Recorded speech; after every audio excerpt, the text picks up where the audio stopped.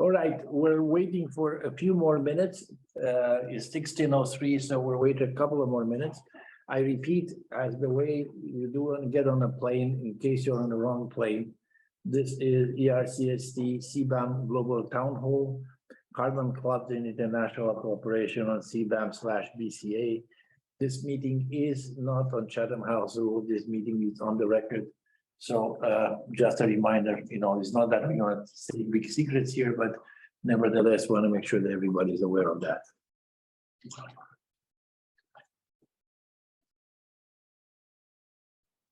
I think that I can safely shut myself out. Aaron, are you there? He's still an attendee, from what I can tell. Is he still an attendee? So why is he an attendee? Promote to panelist. He has been promoted.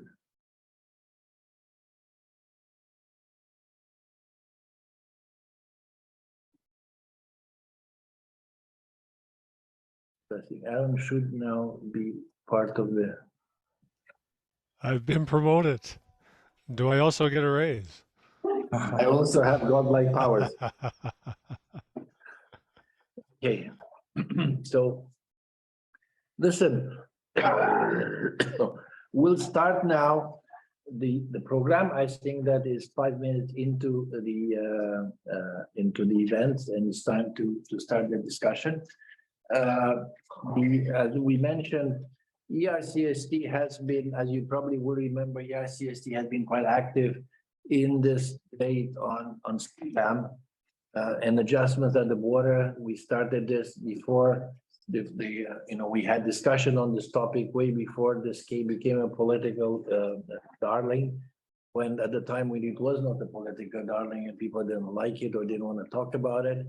But the moment when this became something that was on the official agenda, on the official catalog, ERCST with the team that with Mike Manning and Aaron Cosby, Alexander Maratu, have really put together quite a substantial, what we think, contribution to the debate. We have had 3 phases to this project. This is the 3rd phase. Initially, we talked about issues and options. Then we kind of followed through to last year the introduction of the proposal. This year we had a number of discussions, and there were basically 4 parts to the program for this year. The first one was about export and CBAM, the treatment of export and CBAM. The second one was about the treatment of the treatment of scope 2 emissions in the CBAM. Again, an important topic, and which were very, very timely, because they were and they continue to be an important issue in reaching a conclusion in European policy making process. We know that this debate continues because we are now in the trilogues with the Commission having a position and the Parliament having a position. So now we're now in the trilogue situation, and there are other things that are happening around the world that may influence that discussion on, especially on electric exports. Also, the price of electricity has gone somewhat north in the last year, and in case somebody hasn't noticed, that makes it important, or the importance of that, the consideration that would include. But the one thing that we have always also said was that this is a topic that has fallen somewhere between the UNFCCC and WTO.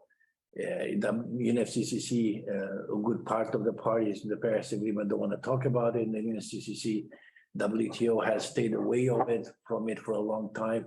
It's now beginning to warm up to it, and there have been a number of initiatives inside the WTO to discuss this. But nevertheless, the one point that has been made repeatedly is the fact that use this as a punitive measure, it's going to make things more complicated and not necessarily more palatable. Treating it as international cooperation is probably going to make it an easier sell. But easier said than done. I mean, here you have somebody with a stick basically telling you that let's have an international cooperation and friendship. Now, how do you make that? How do you square that circle? It's not, again, it's not obvious. Also, ERCST has been involved in the context of the Paris Agreement quite deeply, probably one of the organizations that have been involved most deeply in Article 6 of the Paris Agreement, that is on international cooperation. The market side in Article 6.2 and 6.4 is one side of that, but there's also international cooperation in other forms, non-market forms. Now, is this also something to think about? But in the end, it is now about how international cooperation will play into this. What I will do now, if you want to put the slides up, and I will go through this, and I will stop and invite my colleagues, since we haven't coordinated very well among ourselves. I will ask my colleagues to intervene and add their points of view. I will then, after this initial presentation, I'll introduce the panelists. We have one valent panelist that has decided to join us in person, for which we're eternally grateful. The other ones are also grateful, even if they are online. So, having to start with, the context, and let's go to the next slide. Now, as I mentioned, we have done 3 phases. Now, since 2019, as a background, as a musing, is the BCAs have always thought to be too complex because the simplified regime would contravene WTO rules. So we always thought something that was interesting, but frankly, every time we said BCA, somebody said we can't do this under WTO. That was kind of the mantra, right or wrong, but that's what was put in. The impulse came quite clearly from where? The impulse came from the introduction of the European Green Deal and the Fit for 55, in which the CBAM is quite a central plank. Now, they're all central, some of them more central than others, but quite clearly, if you want to raise the level of ambition to incredible height of 61, 65, 67%, whatever percent it is, even at 55, you got to do something. And the EGD proposes the CBAM as a central way of dealing with this. And the asymmetry in the Paris Agreement does require some kind of a instrument to address carbon leakage due to competitive pressure. It is not that you can ignore it. At the beginning, it was probably not dramatic. At €5 a ton is no drama, but at 50 and 80 and 100, it's becoming real life, real drama. So there's something needs to be done. And I'm not going to go into the details as to why this is, what happened, because you all know about pre-allocation and kind of coming to an end point of that. Next slide, please. Now, what one can argue, and I'll stop after this slide because I'd like to also give my colleague a chance to chip in. The responses of other parties to the CBAM have been broad, but sometimes surprising. I mean, I'm not sure that there's much left to surprise us in life after the last 3 years, but at least, I shouldn't say that. But there are a number of things that I would say, maybe some expected, some unexpected measures to adapt to the CBAM. You talk to a whole bunch of people around the world, and they're all looking for ways, how do you adapt to this? Do we put things in place that would count and make sure that we don't pay to the EU? Can we use offset? There are all kinds of things that, some people are, putting emission trading systems or thinking about ETSs in place. Understanding the implication and impact of CBAM, we as ERCST is just one, but many of our colleagues and friends have done as well, is talk to quite a few people in the world about this of CBAM on their industry or their sector or the country. We personally have done work on Turkey and on Thailand on the steel sector. So we've done quite a bit of work in quite a few countries as to what the impact would be. We've done impact on India and on Vietnam. So all on the aluminum sector, on the steel sector. So quite a lot of work, and it continues to be an enormous amount of demand in this area. Now, the others have looked at what can be put in place as a CBAM BCA in other countries. Canada, UK are examining this quite clearly, and others are looking at examining international cooperation with the CBAM component or without the CBAM component. You see, I mentioned the German proposal and the EU-US joint statement. There has been some resistance. If you remember the days of ICAO when we started with the aviation, and there was outrage and people were in a fighting mood. Well, it's not quite that way. I mean, the world has changed. I think it is being seen as something that Europe is trying to do something good, and people are reluctant to fight it. There are other reasons why they decided not to fight it, but we don't see a lot of fire into a lot of parties. Maybe it will come once the piece of legislation is actually in place and they have something to shoot at. But for the moment, they all seem to be sitting on the sidelines, learning, listening, and trying to understand what it is and how to deal with it. I'll stop here for a moment. Michael and Aaron, you guys want to add something to this that I've missed? Probably I just went too fast through it. Not really. I think there's still more slides, and we want to, of course, get to the discussion. And the next slides will deal with today's topic. But I would add the US, of course, in the jurisdictions here, which we are following. And of course, there's been some interesting proposals, some from a European perspective, adventurous proposals to introduce one in North America, south of Canada. Adventurous is a good way to describe it. And to supplement, the moves we've seen in Canada, the UK, the initiatives in the United States can be framed not so much as a reaction to CBAM, but as a reaction to the same drivers that gave rise to CBAM in the European context. That is, how do you deal with your energy-intensive trade-exposed sectors? The risk of competitiveness impacts the risk of leakage in the process of ambitious decarbonization. And I think more and more states are coming around to that state of ambition. So, this is not a one-off. Okay, so let's move on to the next slide. Now, why cooperation is attracting interest? Again, what I said, I think stands is that everybody kind of dreams of this idea of let's make this a cooperative, let's all be brothers and make this a cooperative approach, such a way we don't have a fight, but we are actually working together and using this. It's an opportunity. So interesting to see how this is. Now, the logic of it is very quick, is, the fact that the international cooperation is something that has been encouraged and is recognized under the Paris Agreement and under Article 6. Unilateral measures are mentioned under Article 415 of the Paris Agreement. So these are things that are not totally absent from the discussion in the Paris Agreement. Again, on one side, people are criticizing or trying to prevent unilateral measures under response measure Article 415. On the other hand, they're encouraging cooperation. Now, cooperation is more specifically in terms of markets and the transfer or mitigation outcomes, but there are non-market approaches that could be explored, and whether would this fall under that category, who knows. Now, the cooperation, as I mentioned, cooperation can take many forms. Can be technology, could be finance, but one important element is clearly the fact that you have carbon leakage as a result of competitive pressures. There's no doubt about it. I think that people refer to, we're talking about carbon leakage. Well, carbon leakage doesn't occur because somebody woke up on the wrong side of the bed. Carbon leakage occurs if it occurs because of very clear reasons. And it's not only carbon, and they make it very, very clear. Nothing happens, rarely something happens because of one cause, but this is one cause.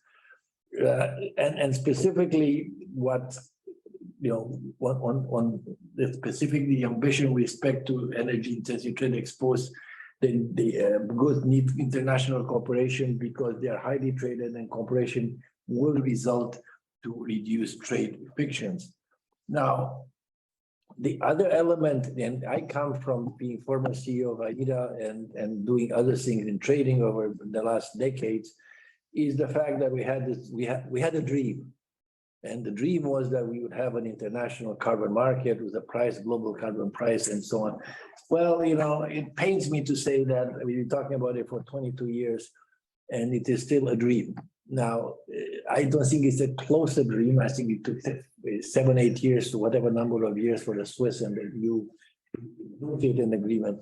So this is not something that's going to happen, that Chinese, the Americans and the Europeans are going to sit tomorrow and negotiate a global carbon market. I'm not saying that it's not going to happen eventually, but if it doesn't happen in the next 5, 6 years, then might as well kind of forget it, do something else. So what we are in a situation is that people are looking for a solution, and border carbon adjustment is one of this. And in this case, Article 6 and maybe Article 6.8 may provide a good envelope, a good framework for international cooperation. Next, please. Now, also, there's also a uncertainty, and Aaron and Mike will talk to this much better with respect to the challenges that can occur in various ways under WTO. Frankly, until somebody does it, you won't know, because somebody has to bring a challenge under the appellate body or in other fora. It's not going to happen. So we don't know, a future unknown. Is this going to become a real problem under the Framework Convention on Climate Change and under Article 415? It not happened so far. There doesn't seem to be appetite, but the future is still unknown. If somebody wants to make us think about it, the reality is that I can write the book how to do that, because there is clearly a way of making a point on that.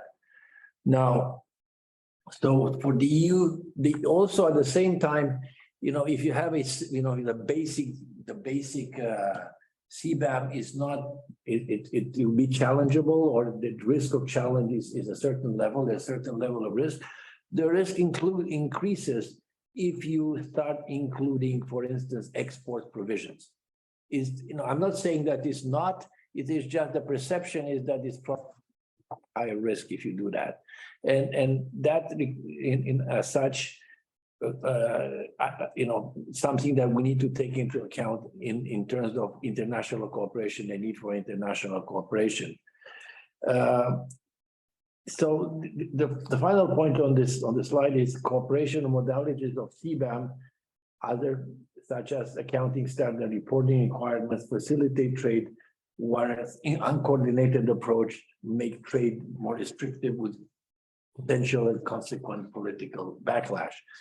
And the final slide is that cooperation of CBAM as a way out of this is emerging.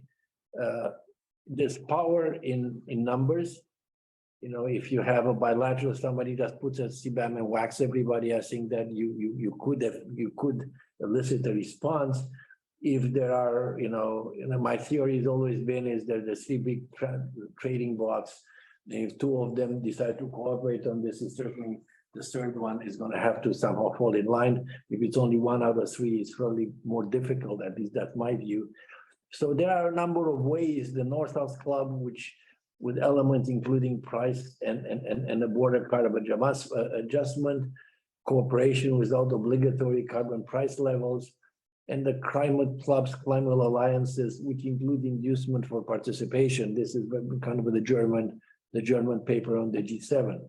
And yet new forms, there are clearly people out there that are unconvinced and not totally happy, let's say, with this CBAM, and we're looking for other ways of doing things. And Michael and Anna will talk a little bit about that. So guys, I tried to go very quick from this to allow you to actually broach a lot more substantive on the color commentary. So Mike and Aaron, yeah. Can I go first, because I always seem to have a really narrow and sort of petty point of view, and then Michael fills it in beautifully with a more general context that's nicely integrative. So I mean, for me, the challenge here, as we've laid it out, is all about how you decarbonize energy-intensive, trade-exposed industries. It's this 20 to 30% of the economy that is really hard to decarbonize, much more so than the power sector, the transport sector, right?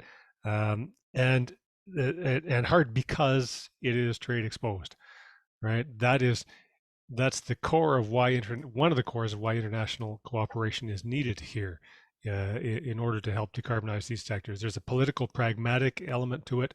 In other words, you can't do it. You can't do it. The bigger the club, the more effective your measures are. But also, if you don't do it in a cooperative manner, as Andres pointed out, if you don't have a single standard to which exporters can report to, if you don't have integrated protocols, you've created a spaghetti bowl of trade restrictive agreements, and that's absolutely the opposite of what we want. From an effectiveness point of view, from an economic point of view, from a political acceptability point of view, there is also, of course, the moral imperative that is inherent in the fact that as justified as we may see something like a CBAM being, many of the impacts will fall on developing country exporters that have done very little to contribute to the climate change problem. All right, so even if we see this as a necessary piece of legislation, we are morally compelled, beyond the pragmatic and political concerns, to try to find some form of international cooperation that can make these things less impactful, or at least bring others along in the effort. Michael? Well, what should I add to that, Aaron? Very nice to sort of prepare saying like you're just going to say a very specific technical thing, but Michael will fill it in. But if I tried that, I would maybe say the following.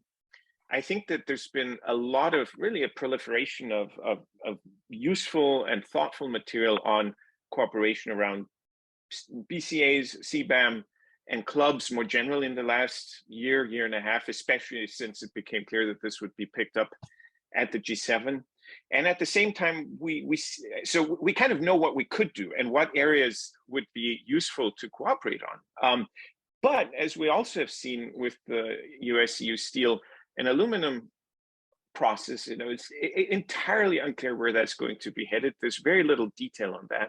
As we saw with the G7 statement on Climate Club, there's clearly still a lack of political will, or at least sort of a uniform vision on where to head on cooperation. Certainly BCAs, border carbon adjustments, were not mentioned.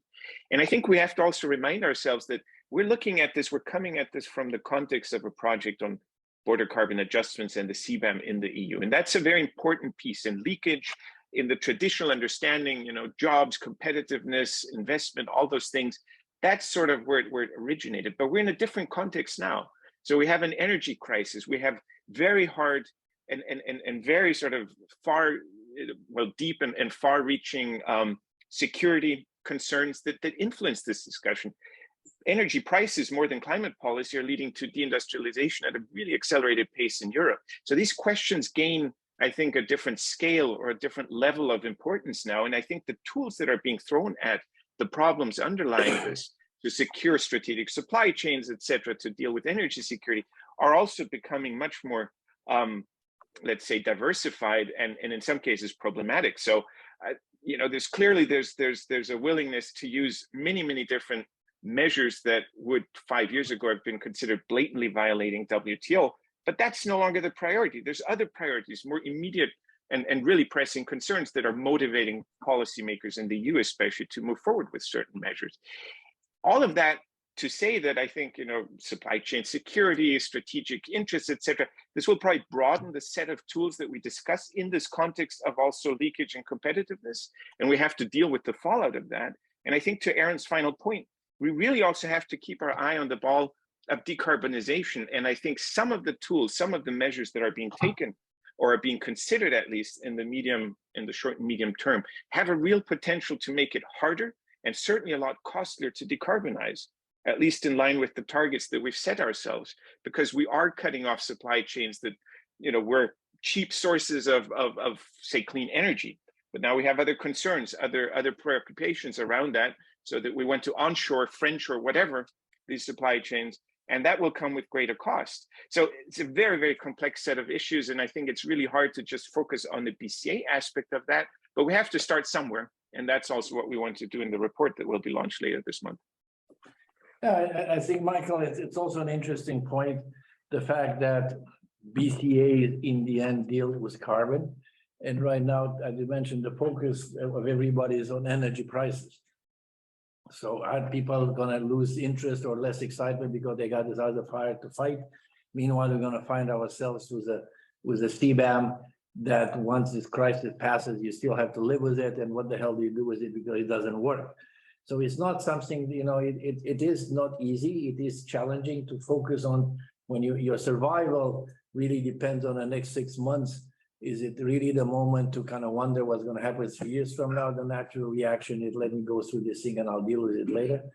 But European legislation is also not easy to change once it gets into place. It is a whole process, and as such, yes, I think that as much as we're overwhelmed with what it is, we have to continue to pay attention. I will stop. We will stop now here, Michael and Aaron and myself, and now we'll turn to our esteemed panelists. And this is to us very much also a session, a discussion, because it's an international town hall to capture some views, because we are in the process of putting together this paper. So very much want to hear what others are thinking. And some of the discussion that we have mentioned in here, which element should the Climate Club Association consist of in order to best foster international climate cooperation? What role can BCA and the CBAM play in such a climate club? How can we ensure that climate cooperation is inclusive? Everything needs to be inclusive. Is it possible to have a climate club and be inclusive as well? I mean, is it eating your cake and having it too, or having a cake and eating it too? Are we moving closer to a reality, or this continues to be another one of the discussion things that's nice for the ERCST and others to spend an afternoon inviting people? And is there a step that can be taken leading to and at COP27 to make this in a more real thing?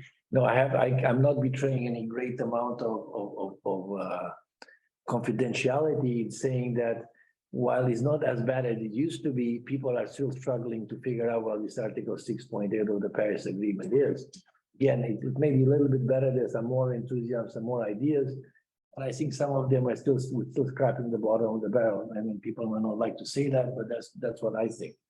So we have a number of people here with us, and thank you very much for, we had a couple of panelists that had to excuse ourselves, especially during the current situation in the UK, where the government is in recess. Matt Porterfield, Vice President of the Climate Leadership Council. Matt, thanks a lot. It's not that early in DC. You're in DC, I guess. It's 10:30, so it's cool. Emily Lidgate, Senior Associate Professor in Environmental Law at the University of Sussex. Jesse Scott from the Hertie School. Jesse, again, it's been a long time. And last but not least, Joachim Penker, Senior Policy Advisor at UNIDO. You're not based in, you told me you're not based in Vienna, you're based here in Brussels. So we'll go in that order. Matt, you go ahead, and we'll just want to get your reaction, what you think about some of the issues that we put on the table, some of the questions that are here.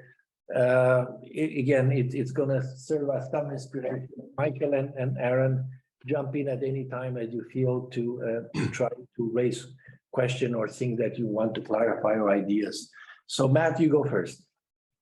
Great, thank you very much. I thought I'd focus on your first topic, what elements should a carbon club focus on, but I think I might touch on a couple of the other issues as well. And I'd like to start with a definitional note.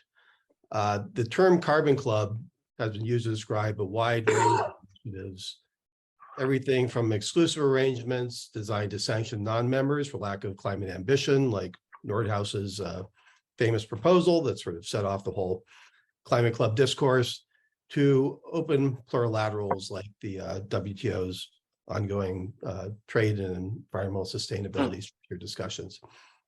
So I'll assume when we're talking about carbon clubs that we're including any agreements between states at the sub-multilateral level, that seems to be the key ingredient, that provides for cooperation on climate policy, particularly to the extent that this cooperation implicates trade. And I'd suggest 4 areas as priorities for cooperation based upon what's really going on already and where there's been some progress in international coordination that can be built upon.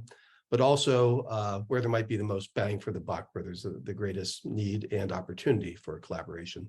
And those 4 areas are, not surprisingly, border charges, procurement preferences for low carbon intensity products, procedures for measuring carbon intensity, the carbon accounting issue, and climate policy linked subsidies. So first, as has already been discussed, there needs to be alignment of policies on border charges, and this is really what's been driving the debate upon climate change trade generally, and also the discussions of carbon clubs. I think obvious starting point is the CBAM and the US-EU negotiations on steel and aluminum. Both of these initiatives are scheduled to go into effect in the next couple of years, and there's concerns on both sides of the Atlantic about how they're going to interact. I think that they can be complementary without the need to integrate into some sort of unified carbon pricing mechanism, which I don't think is politically viable in the near term. One of the reasons why I think this might be a less challenging endeavor than it might seem is that the CBAM should have, at least in the near term, relatively minor and mostly positive effects on U.S. exports, particularly for steel, for several reasons. The U.S. really doesn't export much steel to the EU. The CBAM pricing is going to be phased in over a relatively long period, a decade or 5 years under the Parliament's proposal, as free allowances are phased out. And US manufacturing in general and steel production specifically is relatively low carbon intensity. So the net effect of the CBAM is probably going to be to actually increase US market share. And I don't think there's any reason why an additional carbon intensity based fee or some other form of border measure couldn't be implemented within the confines of the US-EU deal in a way that was complementary to the CBAM. The details, of course, will be important, but the degree of trade impact is going to have a significant effect upon the potential for conflict. And I think that the degree of trade impact is manageable. These discussions are already underway, and as structured, the US-EU arrangement was intended to be open to like-minded countries. So this could form the basis for a broader plurilateral agreement upon how to manage different approaches to border charges for carbon-intensive products. As a second priority for cooperation, I would propose carbon intensity standards for procurement. This is something which has gotten a lot of attention in the last couple of years. Last December, the Biden administration announced the development of a federal Buy Clean policy targeting low carbon intensity construction materials, initially focused on steel and concrete. And in May, the US-EU Trade and Technology Council committed to transatlantic cooperation on procurement standards. This could easily be expanded to include a broader group of countries by coordination with the UN's Industrial Decarbonization Initiative, which is also working on carbon intensity standards for procurement. And these first two priorities, border charges and procurement, I think point to an obvious third, which has already been mentioned, which is collaboration on the process for measuring carbon intensity. The status quo is pretty chaotic as things stand. Different climate initiatives not only use different terminology to describe the different categories of emissions, they use fundamentally different taxonomies. Probably the best known classification system is the Greenhouse Gas Protocol's division of emissions into direct or scope 1 emissions and indirect or scope 2 and 3 emissions. The EC's CBAM proposal also uses the direct and indirect language, but it defines the terms differently from the protocol. The US Buy Clean policy is likely to be built upon the ISO standards and the life cycle assessment methodology and the system of product category rules and environmental product declarations. The IDDI may be going down that path. Also, again, it's just a basically different approach and different taxonomy that is used with some of the border charges. And at this point, I think it's anyone's guess what the approach is going to be for implementing the US-EU steel and aluminum arrangement. So it's entirely conceivable that even if things go well and these policies come online as scheduled in a couple of years, a steel manufacturer is going to be subject to multiple inconsistent carbon intensity reporting requirements that use different terminology, or even worse, use the same terminology inconsistently. And that's going to make compliance more challenging and in turn create more political pressure to slow down or delay the implementation of some of these programs. So I think that's a fertile area for collaboration. It's more technical really than political. The trade impacts will always intrude on any discussion in this area, but I think should at a minimum encompass 3 sub-issues. First of all, just agreeing upon the basic taxonomy of what emissions are going to be covered and the definitions for those categories. Second, the methodology question. Once you've agreed on what we're going to call these different baskets of emissions, how do you go about measuring them? And finally, assuming that there's going to be significant data gaps, at least in the early years of implementing these programs, we're going to need a system of defaults. If facility-specific data isn't available, what do you use as default values for purposes of implementing these different policies? And finally, the fourth issue, which I think should be a priority for international coordination on climate-related issues, is subsidies. There's already been a number of different climate-related policies that have been challenged as inconsistent with subsidy disciplines, everything from the Ontario feed-in tariff dispute at the WTO to the U.S. Department of Commerce's determination that certain allocation of free allowances under the ETS constitute countervailable subsidies.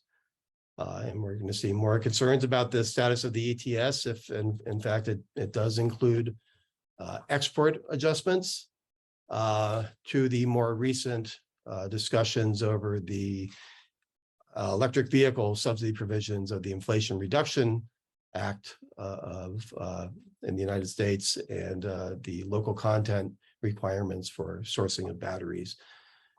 These conflicts with subsidy disciplines are likely to increase if hopefully governments start to prioritize climate policy in their spending and tax policies.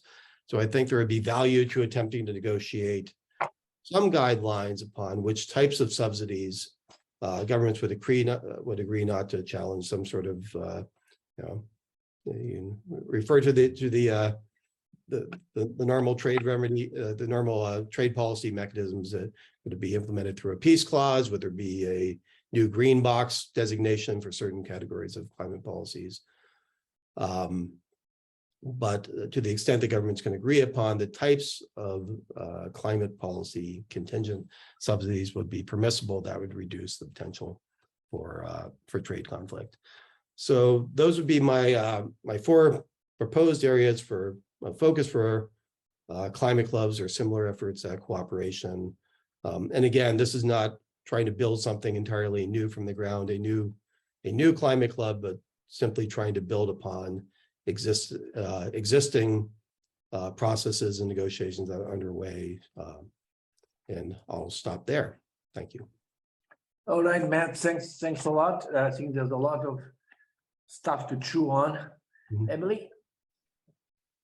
Thanks very much for inviting me. I'm really happy to be part of this conversation, and I'm sorry not to be there in person and for the drinks afterwards and everything. I got as far as purchasing my Eurostar ticket, but then fate intervened. So, so what should climate clubs be, or what should climate cooperation be? I mean, I think this is a question about which there is really not that much consensus. So I think there's a lot of good literature in which academics and policymakers have done a really good job of framing the questions that arise in this area of policymaking. But I don't think we're as strong on proposing answers to that. And to me, the reason is that academics like to optimize.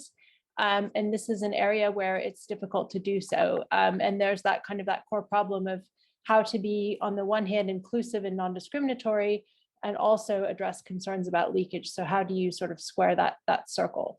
So in that spirit, I'd like to identify, very briefly what some of the three main questions about climate clubs. These are, my reflections, but hopefully informed by the writings of some of the people who are here. And then try to move on to the space of answers. So how do we optimize? How do we address these challenges? And I think I have some convergence with Matt, actually. So the first question is products or countries. So some may see climate clubs as being about strengthening geopolitical alliances. And this aligns with this whole friendshoring idea, where others see them as being more narrowly about facilitating trade in low carbon products. And I think the place these agendas really come together is the GASA. So, the EU and the US are agreeing to remove steel and aluminum tariffs and restrict market access for non-participants. But to participate, you have to meet not only low carbon intensity criteria, but also be considered by the EU and the US to be a market economy. And I take a slightly more, I don't know what the word is, but problematized view of, of how open this club is than Matt, perhaps, because in theory, it's open to like-minded countries, but the criteria, the joining criteria are totally non-transparent. So for example, I don't think the UK has managed to qualify as a like-minded country. And also, explicitly excluding China from, if not by name, then in spirit, from a climate club doesn't seem like, a good strategy. So, a climate club that can't really, I don't think, be about settling other geopolitical issues to be successful. And from a trade law perspective, as soon as you start exempting countries as a whole, rather than individual products from market access restrictions, you're immediately getting into a lot of hot water. So, but this is a double-edged sword, right? Because one of the goals of a climate club is to eliminate unnecessary trade barriers with your allies. That's kind of an offensive element of it. So, and this is why a country-based rather than a product-based approach can be appealing. So, and we can think no further than the EU and the UK to illustrate this. They have more or less the same carbon price. So while the CBAM proposal won't entail many charges for UK exporters, they'll still need to do all the conformity assessment processes. And this is a big administrative burden. And I think it's the same for US exporters. Maybe it's not an important market share, but as outlined in the Commission's approach to this, they'll still have to have, the CBAM authority registry. They'll still have to, have the third party audit and apply the methodology, et cetera, et cetera. So it's much easier if you can just have a blanket country-based exemption. And this points to the second issue, or the second question, which is harmonization or equivalence. So, assuming we want to exempt countries as a whole from market access barriers in this theoretical climate club scenario, how can we do that in a way that's sort of rigorous, fair, and transparent? And the problem underlying that is how to determine that one country's climate regulations are equivalent to another's. Do we need a harmonization model where countries that have to essentially have the same carbon pricing system to be exempted from border charges? And again, this is kind of what the Commission's proposal outlines. If you want to be exempted on a country basis, you have to link your ETS scheme with the EU's. Or can we find equivalence across heterodox regulatory approaches? And this is where the big issue comes in with the US, of course, which doesn't have carbon pricing, but wants to use the indirect carbon price, the performance standards, to calibrate its its emissions savings. So, as trade lawyers, we know that equivalence is always tricky, right? So we've had years and years of controversy about and negotiations about equivalence for SPS measures or cars or pharmaceuticals, electronic equipment, et cetera. So, and this is, in a sense, a more advanced version of that challenge, because we're looking across potentially several sectors and not just at product standards, but themselves, but different regulatory approaches. So pricing versus regulation. And then the final question that I think is kind of a cross-cutting question is inclusive or exclusive. And there's a bunch of dimensions to this, but I'll just highlight one, which is the principle of common but differentiated responsibilities and respective capacities, which means, of course, that developing countries have less responsibility to mitigate climate change. So how is that reflected? And respective capacities recognize that they may have a harder time with meeting particular regulatory requirements as well. So, so I think, as I said before, these are all really difficult problems. And what are the solutions? And I want to sort of offer some thoughts, which I'm very interested in soliciting the responses of everyone here too. The first one I think is and these are sort of regardless, I should say, of the governance structure that climate clubs take. That's a whole other discussion.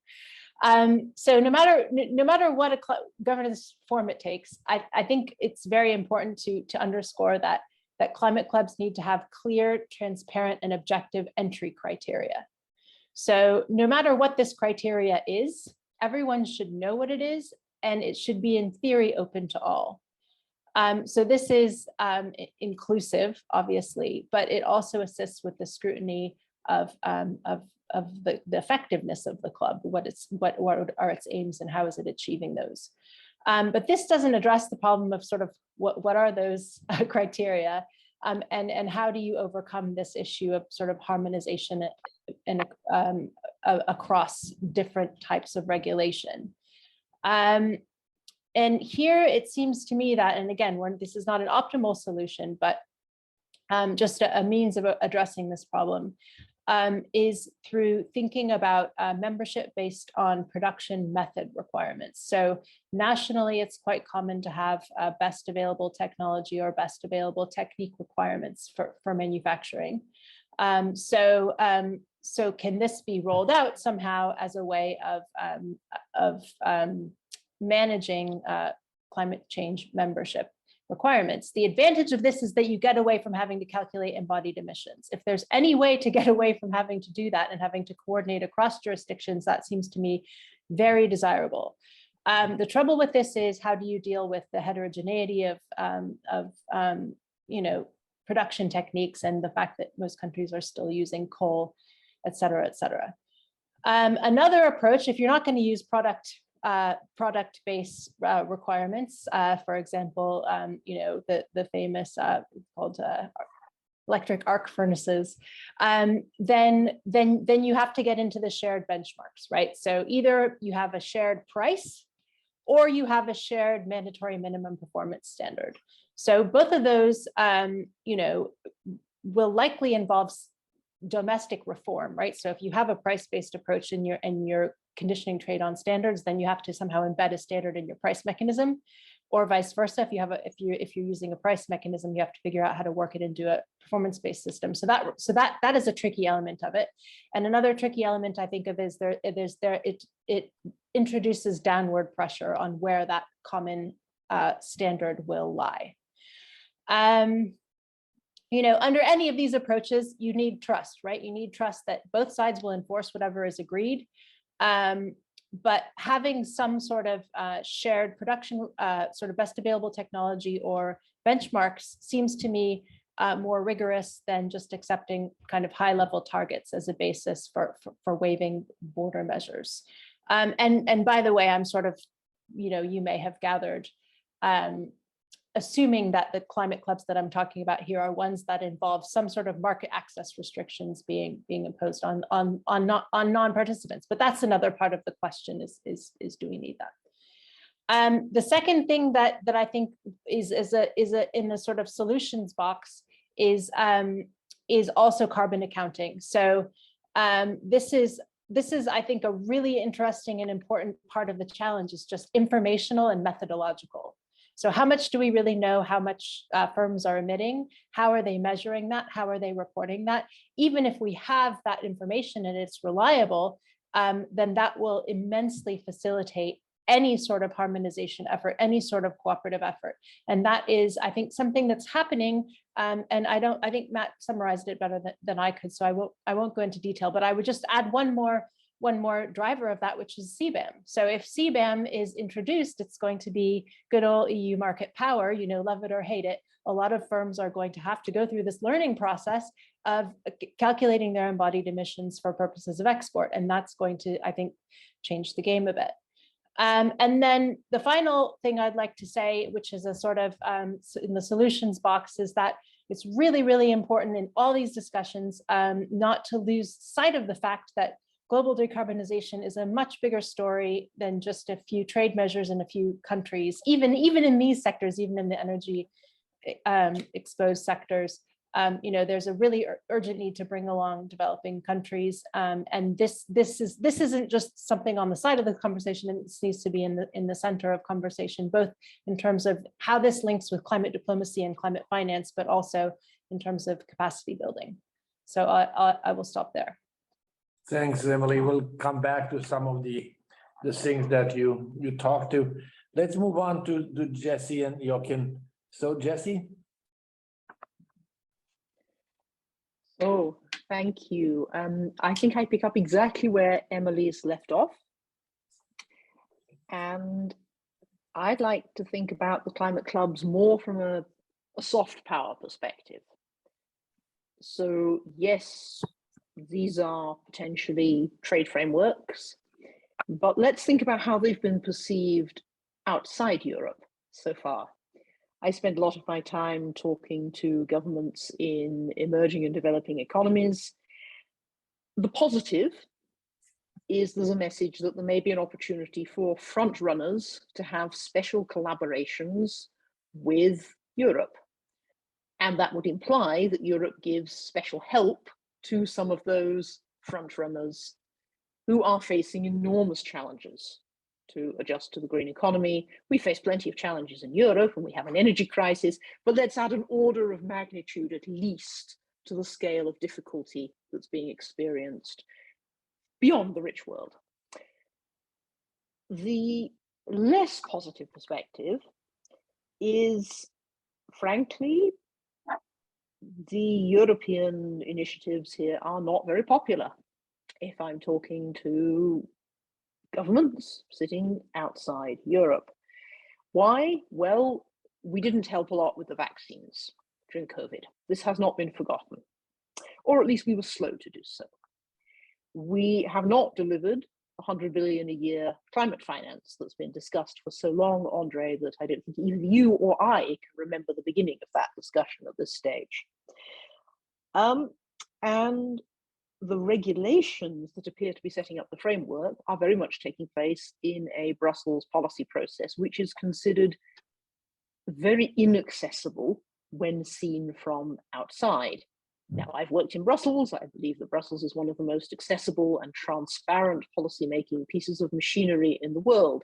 Nonetheless, if you are sitting in Pretoria or Islamabad, it's fairly puzzling to understand how to get your voice heard in that discussion. So the CBAM is seen as something that Europe has invented, Europe is imposing, and is non-negotiable from the point of view of countries that will be impacted by it.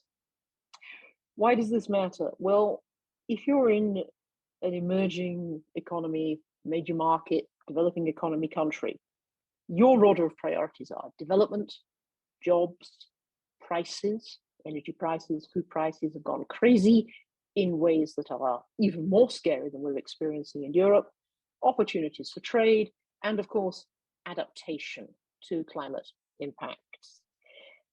And really what you're seeing so far is that the climate finance promises are not coming through. That the Just Energy Transition Partnership, which is very much what is perceived as a sort of climate club type model, that was announced before COP26, is still very much in discussion for one country, South Africa, and it's yet to be seen that that concretizes. But it will not be, I think, what was perceived a year ago when it was first announced, which was that there would be a lump sum of 8.5 billion US dollars that would empower the president of South Africa to do some things in the energy sector that couldn't otherwise be done. It's pretty clear that that Just Energy Transition Partnership will involve some accounting of private finance, some concessional finance, many, many different budget lines spread over time, different donors setting different standards with different financial terms and conditions. It's a lot less radical than perhaps the initial headlines suggested. And bring me to that JETP model, the Just Energy Transition Partnership. I think then we get into a question about climate clubs, because to the best of my understanding so far, none of the JETP discussions in South Africa, nor the ones that I expect to see in 4 or 5 other countries next year, appear to be linked to any kind of monitoring, reporting, and verification in relation to NDC commitments, nor do they appear to be linked to any kind of monitoring, reporting, and verification in relationship to the energy SDGs. In other words, they're sui generis projects. They don't fit the framework at all. What I'd like to see a climate club do, whether it's strictly within the trade law framework, and here I defer to the trade lawyers speaking, I'm no trade lawyer, or whether it's more in a sort of soft power dimension that resembles something a little bit more like the Clean Energy Ministerial, discussions, technical assistance, is offer on the regulatory front a little bit more of an onboarding ladder to some of the companies in key sectors, in key emerging economies, who would like to transition, but who say, we can't meet the European standards on renewable non-biofuels overnight. We need some kind of transitional arrangement, a little bit more time. Could we fulfill 3 out of 5 criteria? Would that be enough to get us market access? This kind of access process doesn't seem to be in discussion at the moment on the regulatory side, 1. 2, technical assistance, the Clean Energy Ministerial, which does fine work, is no longer satisfying the need. Why? Because in the end, we have the discussion about finance. And we all know what the problem is. It's not that renewables are not cheap, it's that the cost of finance is high. Now, some of that's to do with policy risk, some of it's currency risk, some of it, to quote an African minister recently to me, is because the bankers haven't heard of the places that we're trying to build the wind farms. They can't find them on the map. So immediately, the cost of the finance goes up. Somewhere we have to address that opportunity to transfer what we have sitting in Europe, which is access to financial institutions that can help, in particular, I would say, with grid infrastructure, electric grids at the top of the food chain in the green energy system, to those club type relationships. And it's not quite happening yet. Sitting in Berlin as a European, I'm becoming increasingly awkward when I meet people in those governments around the world, because I can have an interesting discussion with them about their climate plans, about their energy plans, but essentially they want to know what the government in Berlin is going to do to help them. They want to know what the Commission is going to do to help them, what the EIB is going to do to help them. And there aren't very precise answers yet. Now, that's what they think a climate club should be answering. I would love to see 5 countries offered a €5 billion commitment as first movers from Europe to really set an example.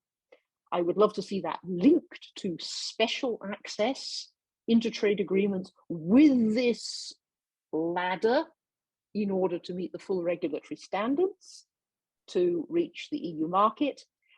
And I would like to see some of that carried over through the G7, G20 process, because we've mentioned here the UNFCCC, we've mentioned the WTO, but actually, I think there's a role here for the G7, the G20. The thing about that, as we've all known for years, is that it's a presidency and then another country takes over. But if you look at the G7 and you look at the G20, there are a lot of European members. So we go from the German G7, there'll be a Japanese G7, but then we're back to Italy. We go from Indonesia to India to Brazil to South Africa. These are key countries for these potential JETPs. So let's also think in the diplomatic space about what the G7, G20 process can do and how a little bit more carryover and coherence could help us get climate clubs as positive opportunities rather than just rules written in foreign capitals that are imposed upon the rest of the world going. And there, I think, we would have a mechanism that would add something to what we already have. That's a little bit of a rant, Andre, but I'm reporting back from the conversations that I hear, and they are slightly different in tone, in flavor to the conversations that you get among us in Brussels, speaking to people on the East Coast in the US. Thanks.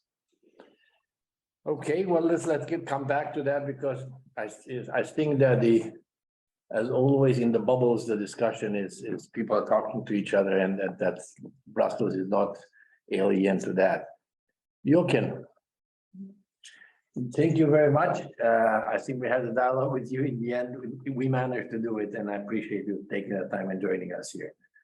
In the end, you're the hero of the day. So, well, first of all, thanks for inviting me.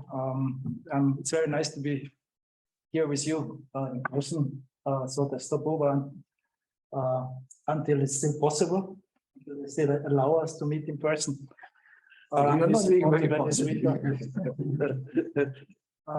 Yes, I don't know if you're familiar with my organization. I'm from UNIDO. It's a UN agency based in Vienna. It's the only international organization with industrial development in its mandate for industry. The main contributor, of course, to global warming on the one hand. On the other hand, industry is a vulnerable sector. It's very much affected by climate change. Think about all the hazards and weather events and that are threatening our energy systems, for example. And of course, also industry as part of the solution. I think that's the third role and most important role as provider of industry of technological solutions and areas for. But this topic today is on CBAM. I came across this this file just recently when I attended the G20 energy meeting in Indonesia 2 weeks ago. So we have, as a UNIDO, together with the International Energy Agency, has organized a workshop on industrial energy efficiency. I had to present the recommendations based on the discussions of this workshop. And we had, when we designed the program for the workshop, we said, let's do something innovative. Let's invite a commission expert who is dealing with CBAM. So actually, this is what we did, and Vicente agreed to have a presentation on CBAM, on the state of CBAM in the G20 context. This is what Chet, I think, just proposed as well, to bring this over. We know each other quite well. So how, and there's this connection between, of course, CBAM and energy efficiency, industrial energy efficiency. I mean, it's can be one of the solutions to improve energy efficiency. And I also observed what will be the reaction from diverse G20 members. At the end, so CBAM made it into our recommendations. which I'm happy to share as well, yeah, afterwards. But what is, I think, important to stress that UNIDO, with a constituency of 170 members and very diverse membership, the constituency, you can imagine that the feedback, so positions on CBAM are also quite diverse. So they are not only positive, they were not only positive reactions. We are listening. We're listening, of course, very carefully, and we think that's very important to analyze the impact of such a club. When you read the regulation, and I only scanned through it, the search function. And I was looking for developing countries. You find the term developing countries only in one single paragraph in the recitals of this regulation, where it says the EU should provide technical assistance to developing countries and least developed countries for these purposes. And by the way, the term climate club also is features only in one recital 54. So there's a certain impression, and please don't see this as a UNIDO official position, but as a personal view. All the points that I will share with you now are my personal views. That there's how do you say, the effect of CBAM on developing countries, those exporting goods to the EU, goods that we demand as consumers, as end consumers. This is a bit, how do you say, you could pay a little bit more attention to these aspects. So we are having discussion with our member states, who of course following this EU process with great interest. We are listening. Not everything they say is positive, but we think CBAM will not be a success if the costs are exported to regions that cannot bear them. Will governments have the capacities to respond? This was already asked today. The reality could be disadvantages for developing countries, those who are hit the hardest by the health, food and energy and climate crisis. My background is energy, and this was mentioned before. I mean, we are in the midst of the first truly global energy crisis. What's happening at the moment is a turning point, I think, in energy history. We not only face price surges like never before, but we also have to expect, probably have to expect rolling blackouts in the coming winter in some countries. We may face other problems. It's of course threatening social stability as well. Fuel shortages. Just look at countries in Latin America, countries in general in the southern hemisphere, who bear the cost. So basically, who are hit the hardest? So it's not us, but it's in fact the developing countries who are affected most from this crisis. So this means we need to pay special attention. UNIDO, of course, promotes sustainable industrial policies. International trade is part of it, and of course we care about leakage, about carbon leakage. We encourage innovative thinking, but we are also concerned with the competitiveness of our member states. So CBAM will impose substantial costs on developing countries, exports, and the economy, especially if it's extended to other sectors. It's currently only 5 sectors, but think about other sectors in the future. So we need to have a better understanding on how CBAM works, analyze, quantify its impacts on industry and the economy of country X and Y. Each and every situation is different, tailor-made. To evaluate whether the CBAM is a sound policy from a global and from a national perspective. We need to know, of course, the implications of carbon pricing. So the aim should be to respect the principle of equity, to create a level playing field, and to ensure economic competitiveness. Also, developing countries, of course, want green jobs, and they have the right to develop.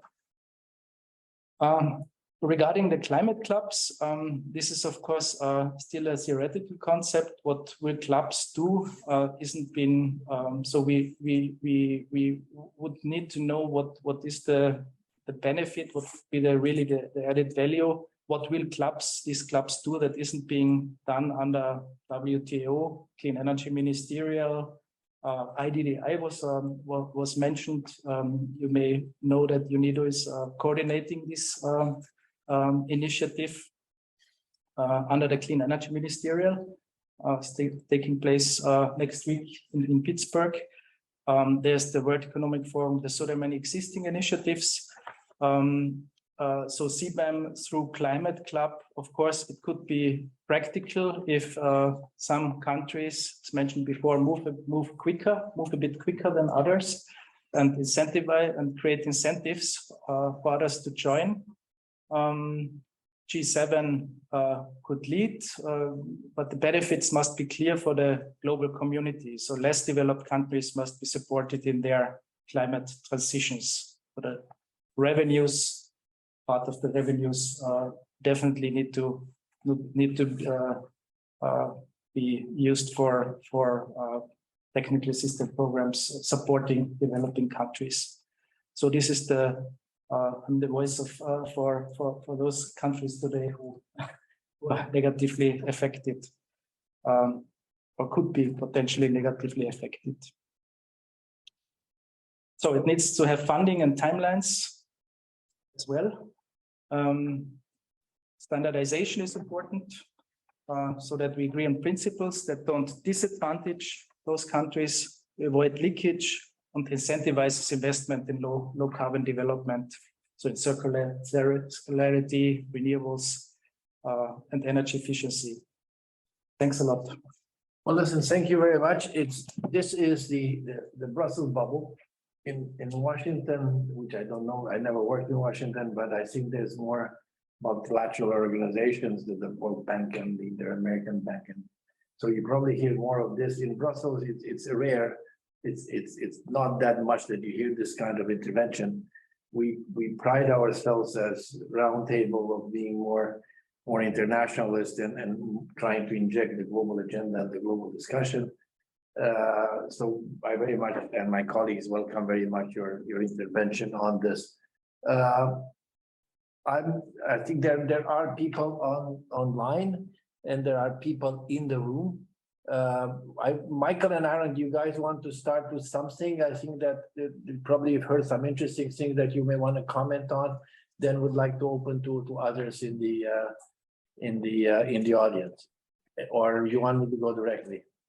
I'd say yes, let's go directly, but just to compliment all four panelists, terrifically rich and thoughtful from the very sort of detailed thinking about what one should focus on, what one could do by Matt and Emily, to reminding us about the concerns and sort of the perceptions abroad, and that we really have to think about making this something that pulls the rest of the world along, not just something that erects barriers and closes the EU unilaterally.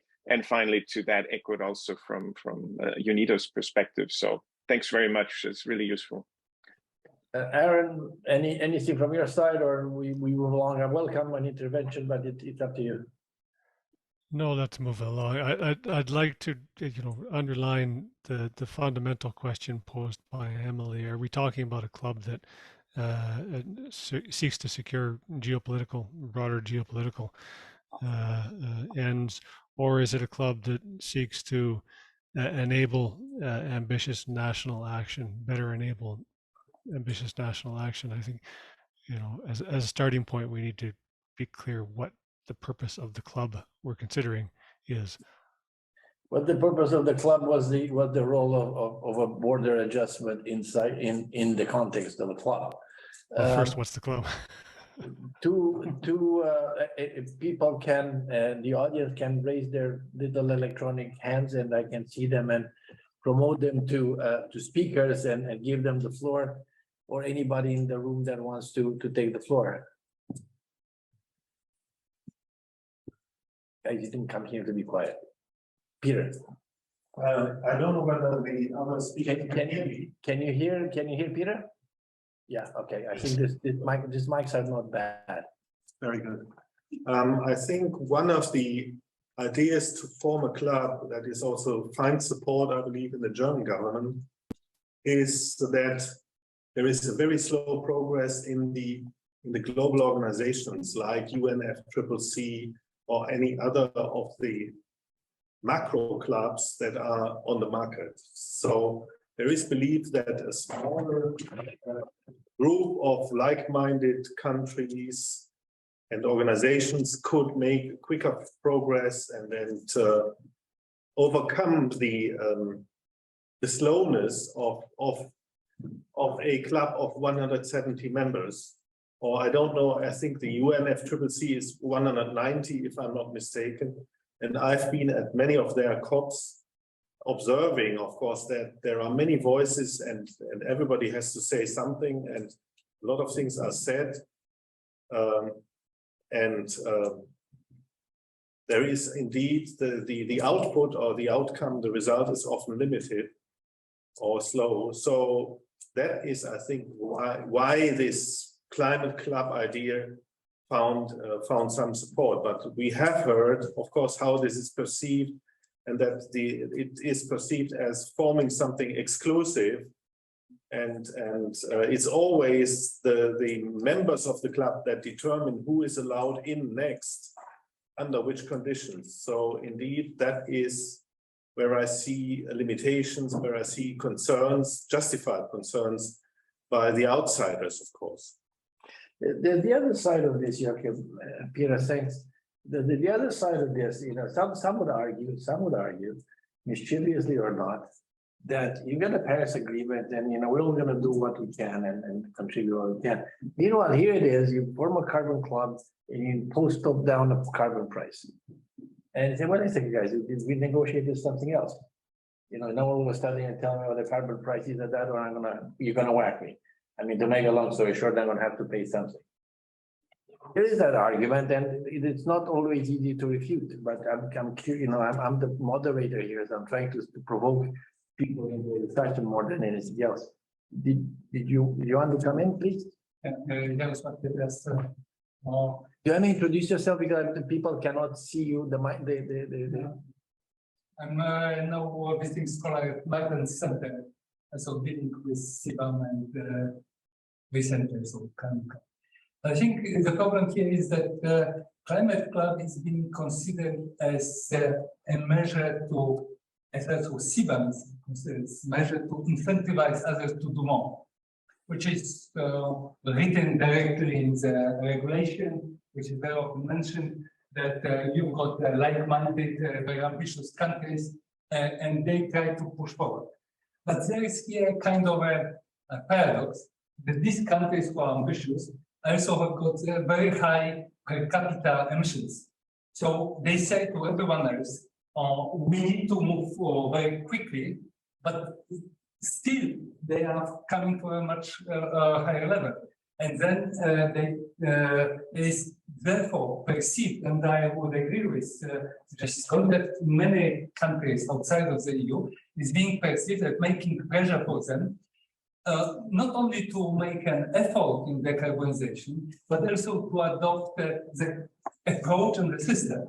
I can give you a small example. I don't want to prolong.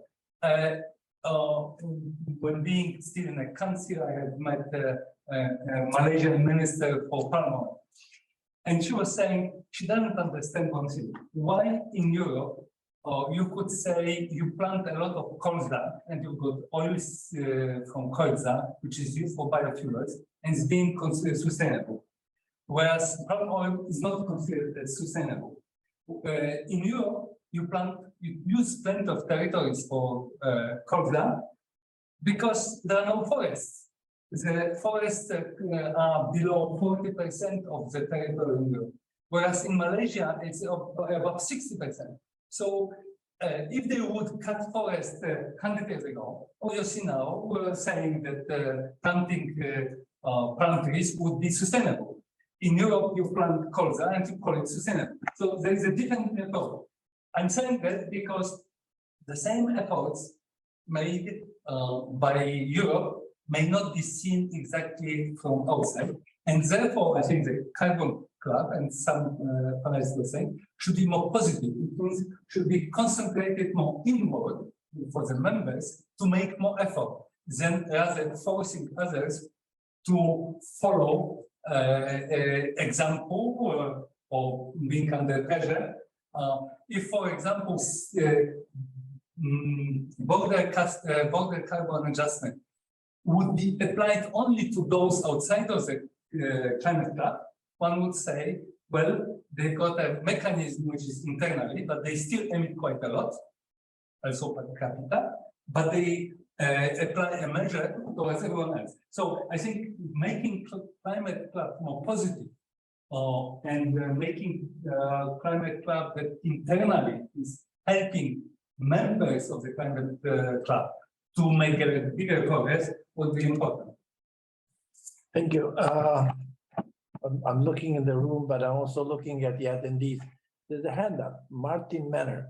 If you want to introduce yourself, Martin, I have promoted you, I hope, to joining us as a panelist. So if you want to appear on the screen, introduce yourself, and would like to hear your intervention. Yeah, I'm Martin Menner from the Center of European Policy in Freiburg in Germany.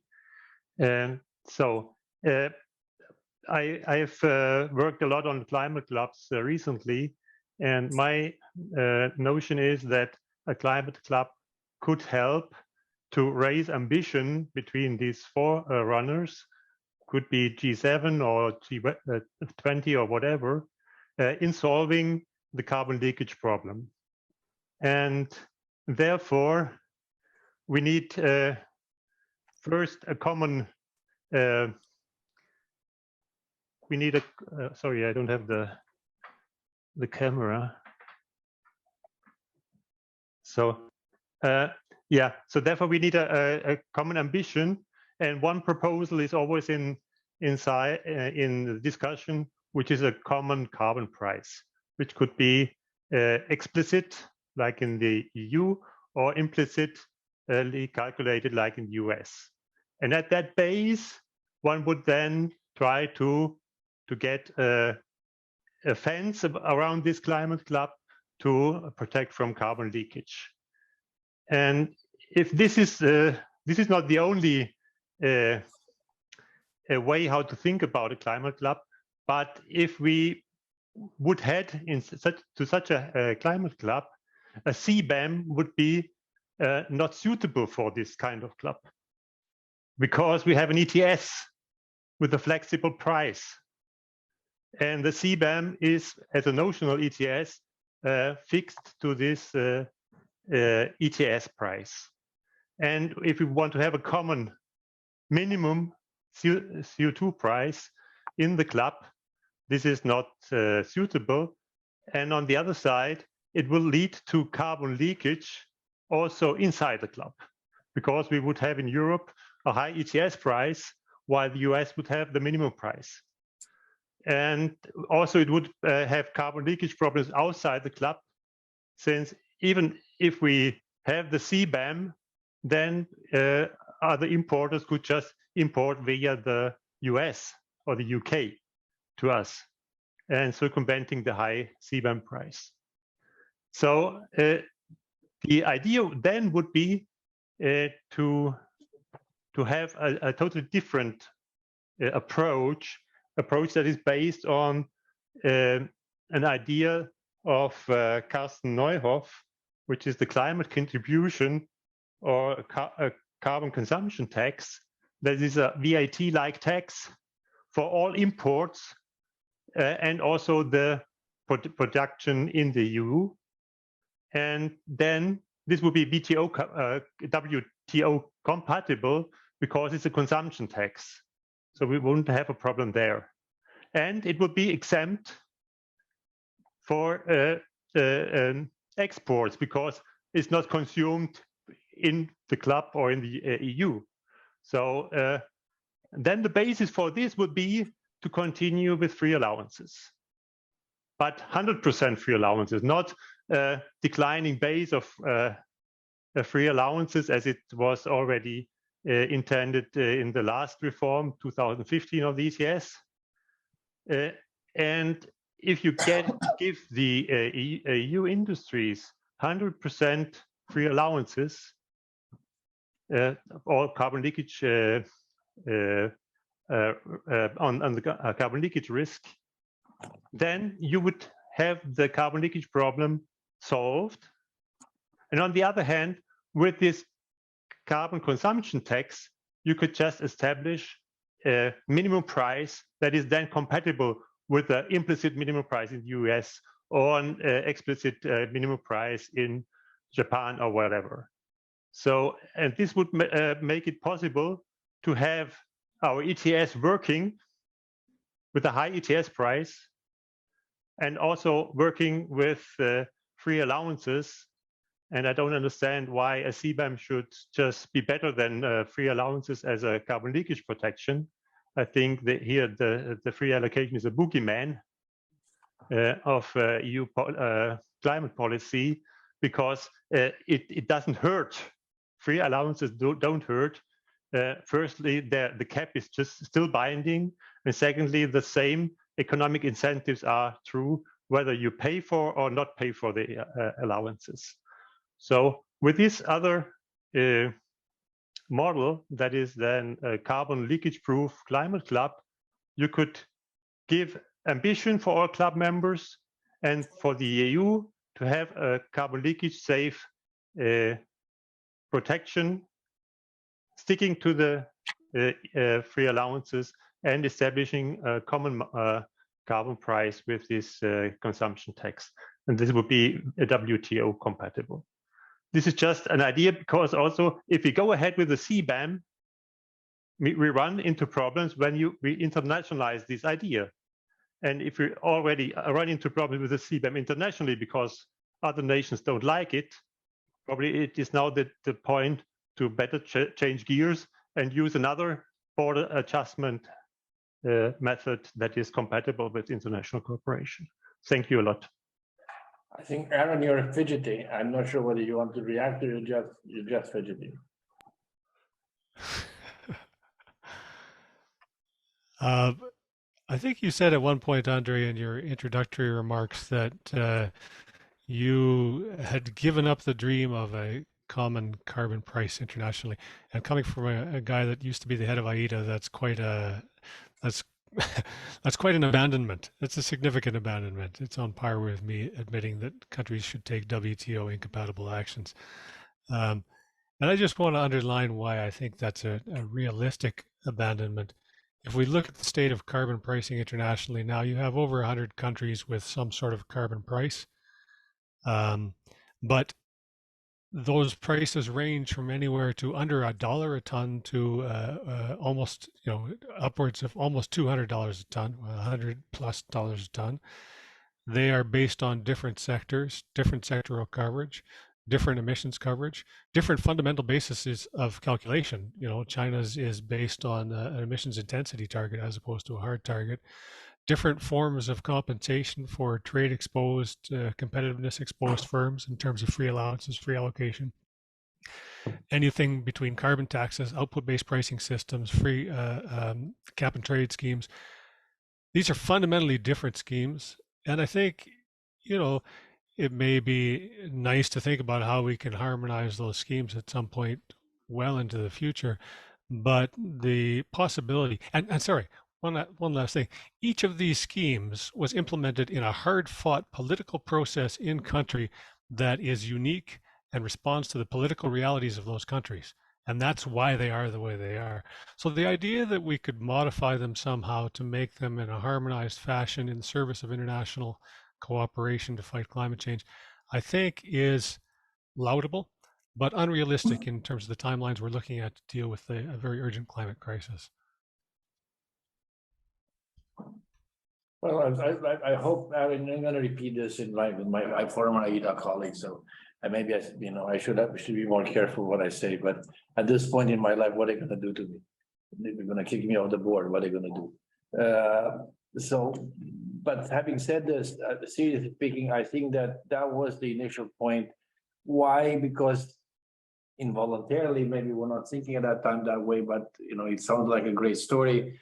It was this issue about the level playing field and dealing with this issue of carbon leakage and competitiveness. That was the efficiency that brought a linked emission trading system.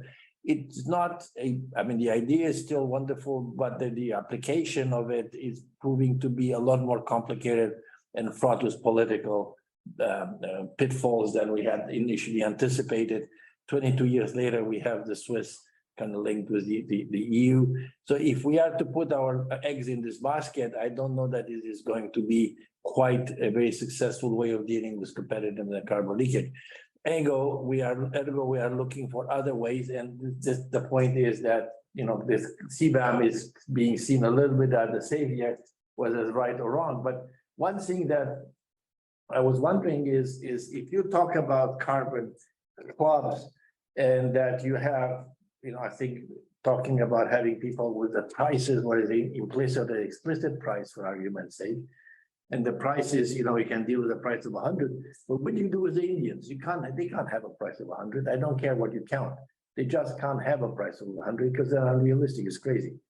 So what, you know, how do you do this? And in the end, what is the role of a CBAM or an adjustment at the border in the context of a club? Because if you're in a club, you've got to have some gatekeeper. There's some guy there that's kind of waiting and asking you for your credentials. And the credentials got to be what? It's got to be your level of effort. So it's you're not dealing with a carbon price, but you're dealing with a level of effort if you want. But on the other hand, Michael and Aaron and the other ones, I think that calculating the level of effort is also not something that is trivial. I mean, you know, starting if you get, you know, 3 countries in a room comparing levels of effort, that's a nightmare thing. The World Bank tried that with network carbon markets, and it's a great idea. I actually subscribe to that idea completely. I wrote many of the papers in that concept, but kind of calculating you know, having the World Bank calculating the level of effort and comparing China with the US and the EU, imagine the political dynamite that you have in something like that. So we're here to think through these things, because we have to also listen to you, but we also have to write a paper, to be quite blunt about it. Liv, we missed you in Brussels. Yeah, I missed you as well. I'm afraid I'm very skeptical, as Aaron pointed out here, all the obstacles for making this work. We love to see climate clubs, but I don't think it would be a reality in a time frame that is needed. Because we have a budget left with regards to reaching 1.5 degrees Celsius as the ambitions of the Paris Agreement. And if we stay at present level, this budget has no more budget in 10 years' time. In that 10 years, EU is moving so much further in their climate regulation compared to the others.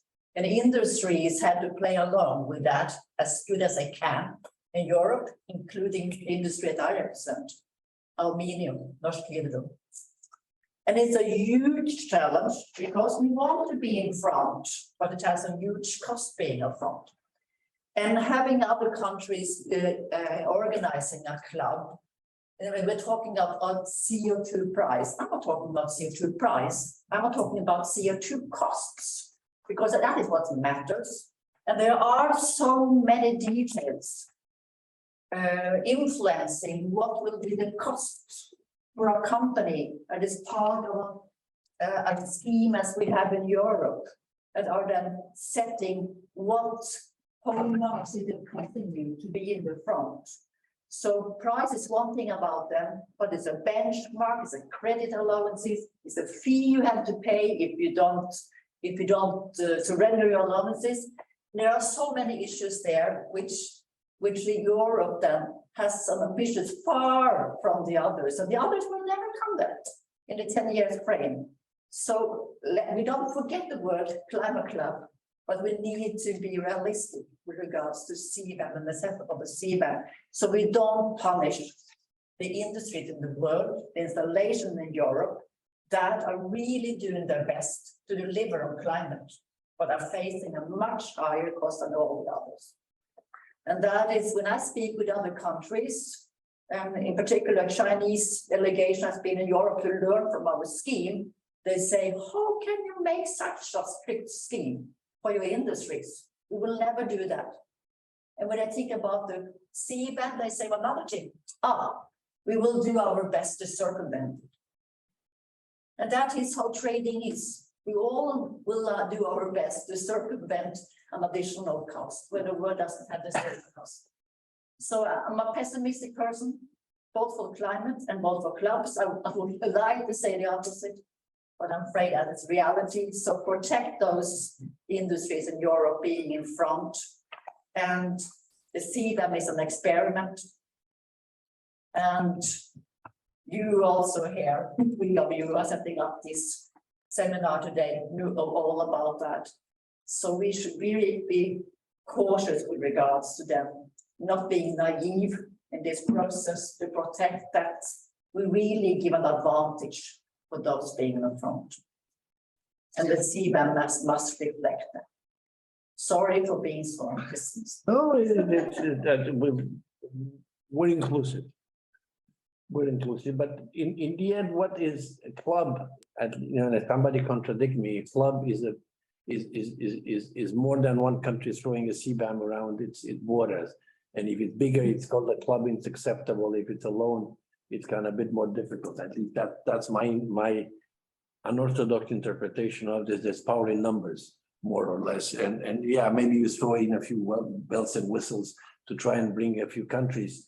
But it's virtually, if there's a price component of any sort, it's impossible to bring in developing countries because the difference is, the price is unpalatable. Michiel and then Domina. Yeah, Michiel van Essel, representing ExxonMobil. If you want to speak loud, Michiel. I think I'm sitting next to a mic here, so maybe next to a mic, or maybe deafening people already. I'm not sure. Fine, okay. So I'm really speaking for my own here. Yeah. So the talking about the experiment, we all understand the importance of facing the climate challenge, right? This summer, we all know about that.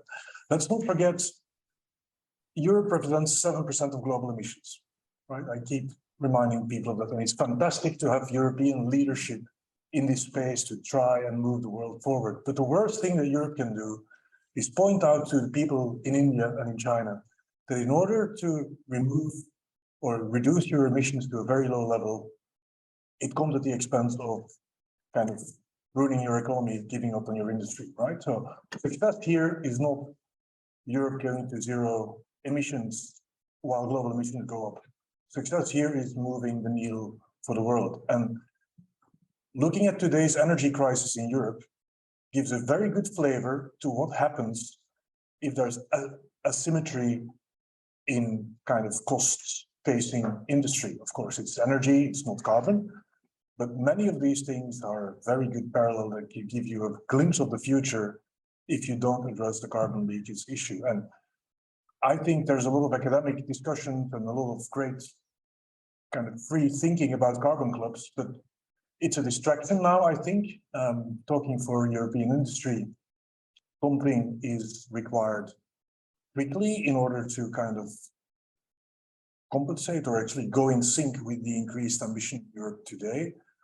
If in the future it can grow into climate clubs, whatever, that's great. But I think unless if it's seen as an absolute enabler, something that's absolutely necessary to make CBAM or carbon leakage protection in general work, speaking for a lot of industrial sectors today, probably not mine, but many others, I think we don't have the luxury to spend a lot of time getting distracted on those things if we cannot first get a decent carbon leakage protection mechanism in place for Europe, because we'll run out of time very quickly. Thanks, Michiel. Dominic?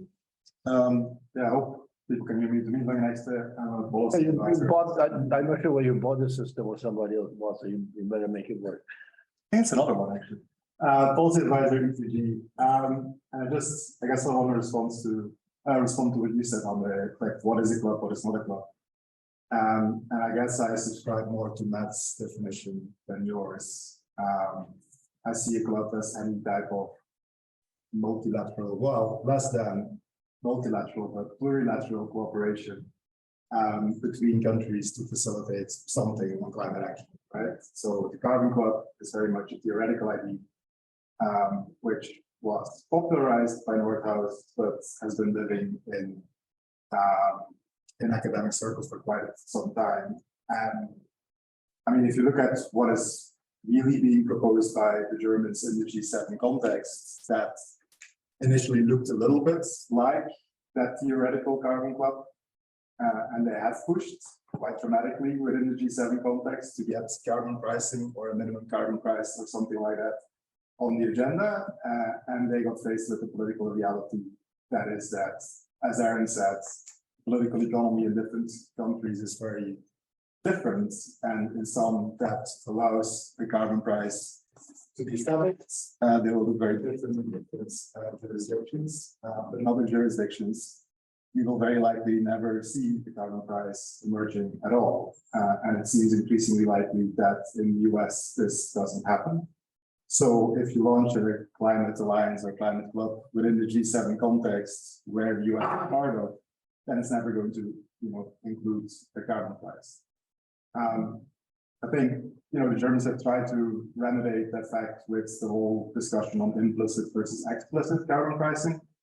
But I'm also wondering, and it's also a question to the panelists, I guess, whether that discussion is also not died out now with the fact that the US is going the full subsidy and tax credits route. And it doesn't seem very likely that they will adopt any standards or anything similar. So I'm just wondering what the implicit carbon price of the subsidy is. That seems like a negative carbon price rather than a positive carbon price. So given all that, so given the political reality, I don't see any feasibility for a club that looks anything like the Nordhaus idea. So I guess I subscribe more to what Emily and Matt were saying, is that, what can collaboration actually bring, and how can collaboration help facilitate different countries roll out their own, national policies. And I think what you said on subsidies, on measuring embedded carbon, on defining procurement policies, those are things that probably every government in the world will undertake at some point. Everyone is doing procurement, everyone gives some kind of subsidies, so alignment on that sense makes sense. I'm a bit more skeptical on carbon border adjustments because not every government will introduce BCAs because they are, in my opinion, they should be dependent on having a domestic carbon price. And if the thesis is correct that not every country will implement the carbon price, then not every country will implement the BCA, right? So with all that in mind, there's sort of two options. Either different countries have different levels of carbon pricing, all have their own national BCA, and they adjust just like that, right? You don't need coordination in that sense. Or, and I guess that's a little bit commenting or responding to what Liv said, or do we get into a situation where relying on carbon pricing to decarbonize our industries is just not feasible anymore if half of the world isn't following that? And we have to look at other policy instruments. So your answer is very simple, because the topic, I remind you, my young friend, is that the topic of the day is carbon clubs and international cooperation, so and border carbon adjustment. So the answer that you seem to offer, and I'm not saying that you're wrong necessarily, but that the answer that you're offering is that carbon clubs with the border carbon adjustment, it's kind of an iffy question. You see more alliances, does it the club, because the club implies a protective of some sort of membership, a criteria to let somebody in. You go to the club, somebody looks at your hand, you guys do this, I don't do this anymore. But yes, somebody looks whether you pay your bill. And in this case, a border carbon adjustment, at least from what you're describing, it is not the way that this is going to shape. It's too complicated, carbon pricing and so on. So it's more of alliance, coordination, procurement, and other type of cooperation. under an aligned pattern. I'm looking around at the other panelists. Jesse, I didn't know you to be very quiet, as I've known you for a few years. Emily, and the other ones, Matt, you guys have been quiet. Anybody who wants to jump in and challenge anything that's been said?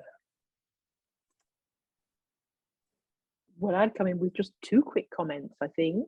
Andre, I'm totally with you that the basic concept of the climate club is numbers, to have numbers moving together on some kind of green transition action that's a little bit bigger and perhaps a little bit broader than the CBAM mechanism, which only the EU could do. Quick comment on the CBAM. The initial reaction of my colleagues in China when they saw the first serious proposals that Europe was going to do this was that's fine, but there's no way we're going to pay revenues to Europe. We will set up our own border and we'll take the revenues at our border, thank you very much, and recycle them back into our economy.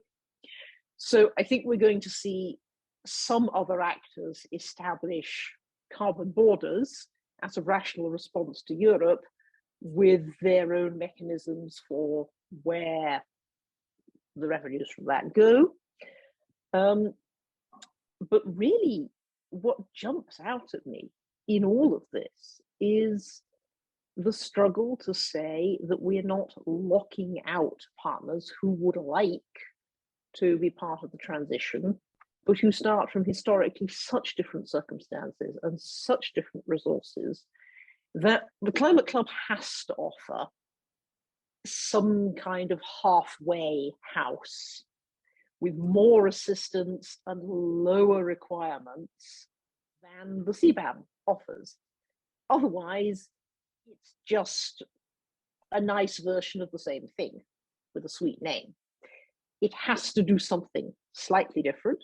And when I hear the colleagues from European industry, for whom I have great respect, and I'm a patriotic European, I would like to see European industry thrive, I have to say, surely the biggest issue in Europe at the moment is not in fact the carbon price, it's the cost of energy. And if I'm sitting talking off the record to European companies today, and they are discussing where they want to work in the world, it's energy prices that are scaring them, not the impact of the ETS.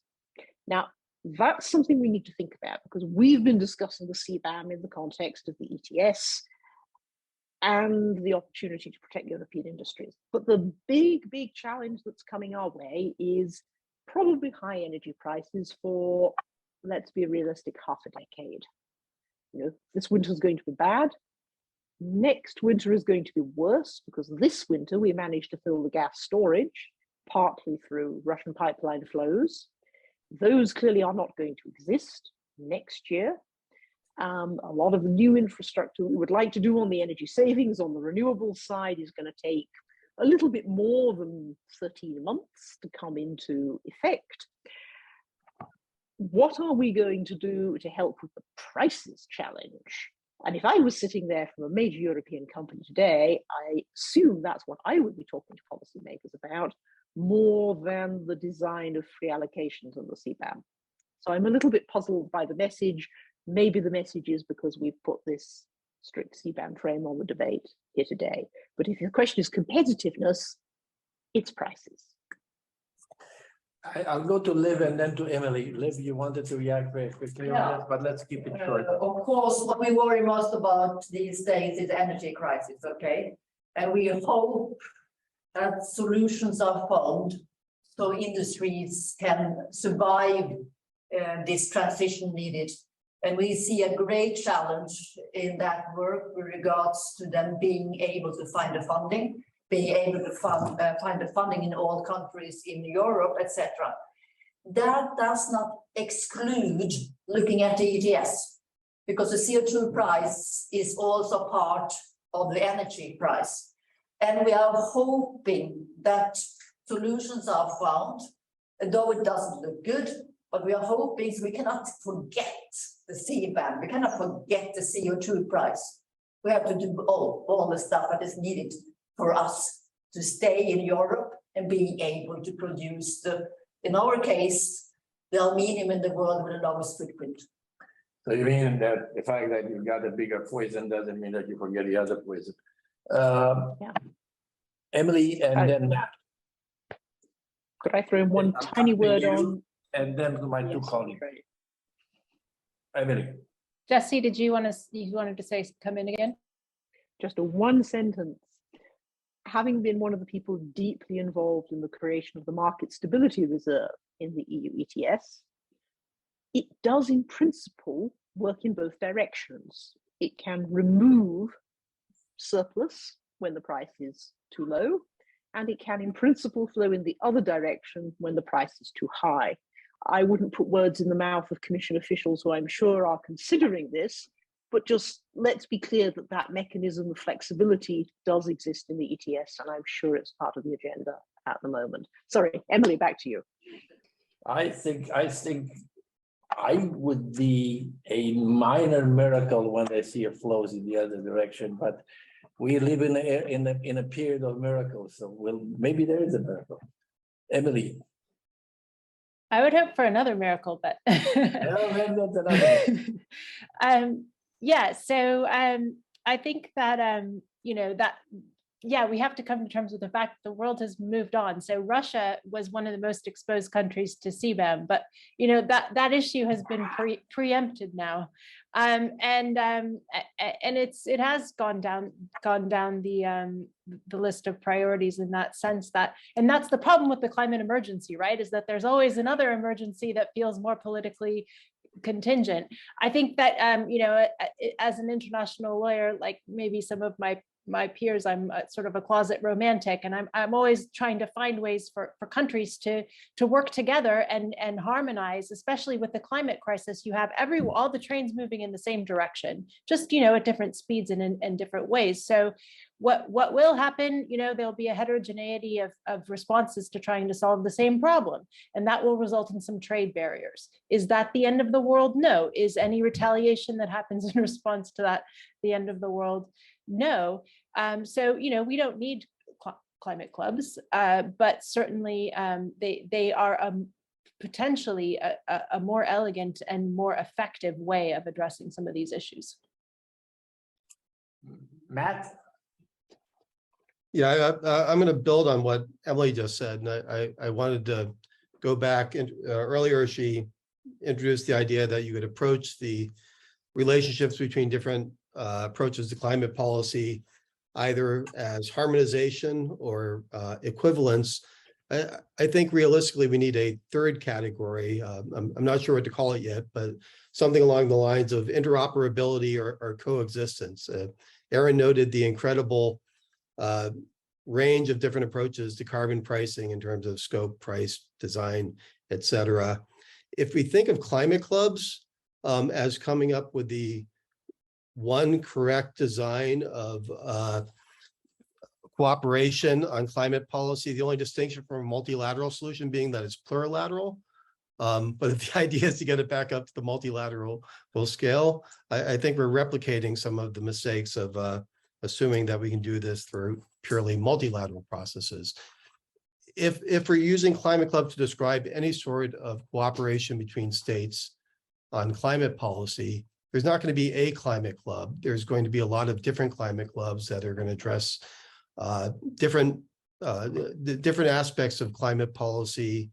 They're probably not going to be able to result in harmonization of different climate policies, but they're going to be a way of helping different national approaches to mitigation, to coexist, and reducing to the extent possible the trade friction that results. It can't be eliminated, but presumably it can be reduced to some extent. So this is not going to be the perfect design. It's going to be something cobbled together with duct tape and baling wire, but the effort to coordinate policy is, I think, is worth it. And to the extent that you can reduce the international frictions, it's going to make it easier for individual states to be more aggressive in their climate policies. Yeah, man, I saw last week, I saw in the airport a suitcase that was taped like that, and it didn't look in great shape. I'm not sure it made it all the way to Delhi.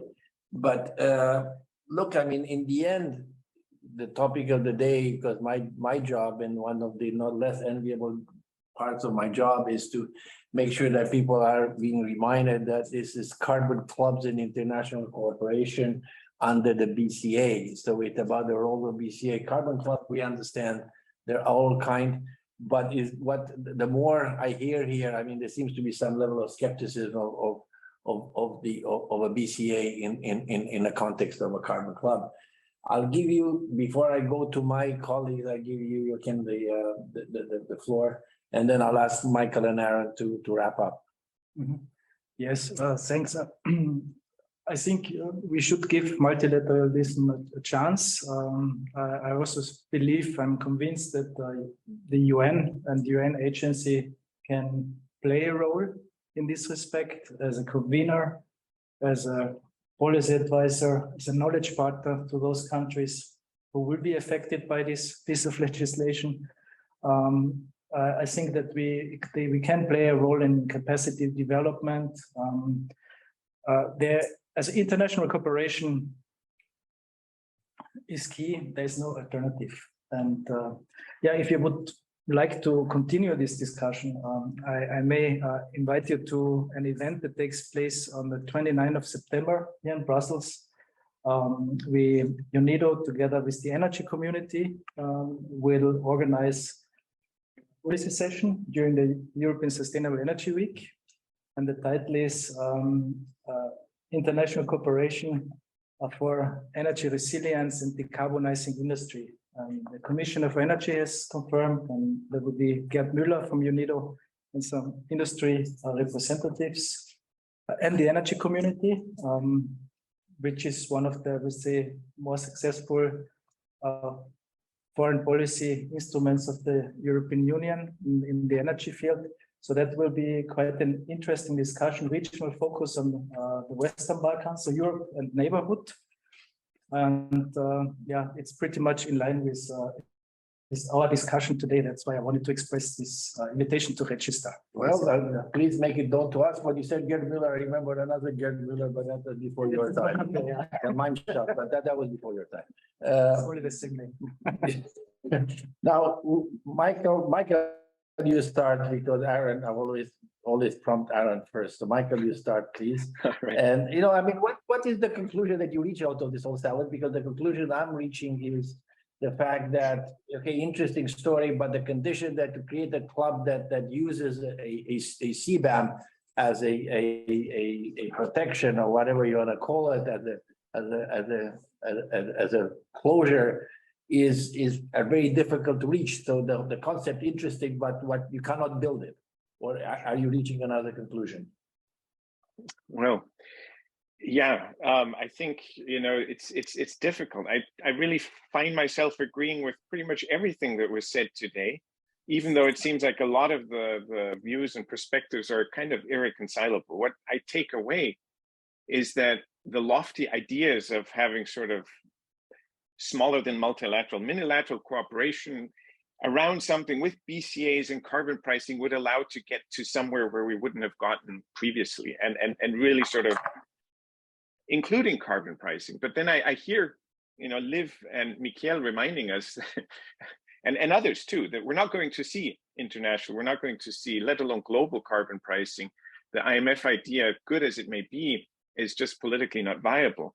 I hear Domine even sort of questioning, are we perhaps entering into a world where we realize carbon pricing is not sustainable in such a political context? And it makes me wonder, you know, really, I'm sitting in the United States, let alone for economists worried about cost effectiveness and sort of welfare impacts of different policies, but also for all European friends, seeing what the US has embarked on, the politically much easier kind of, not easy, but still easier to pass than a carbon price is just to hand out taxpayer money, hand out more taxpayer money. It's a fundamentally different direction, but is this perhaps the more sort of sustainable, the way to avoid deindustrialization, the way to not alienate your trade partners around the world, including developing countries?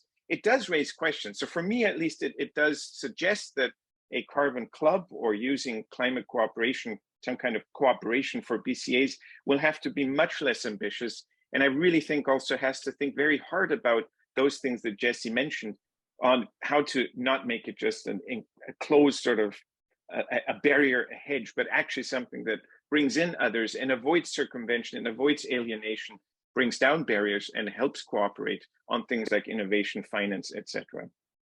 And a lofty task for us to write. Really, really daunting thing. Are there enough money in the world to throw around and for everybody to throw? Aaron, it's a great idea, but with throwing money for the last 3 years at issues, I mean, how much more is there? Well, if you subscribe to modern monetary theory, I think we've got all the money we need and then some. Sorry, that's flippant. Listen, like Michael, I agree with pretty much everything that's been said here. So I don't know what I can offer in terms of my thoughts in concluding, other than to say, let me start with a thought that builds on what Matt has said, and it restates the obvious. There are a number of different carbon clubs possible for different climate problems, right?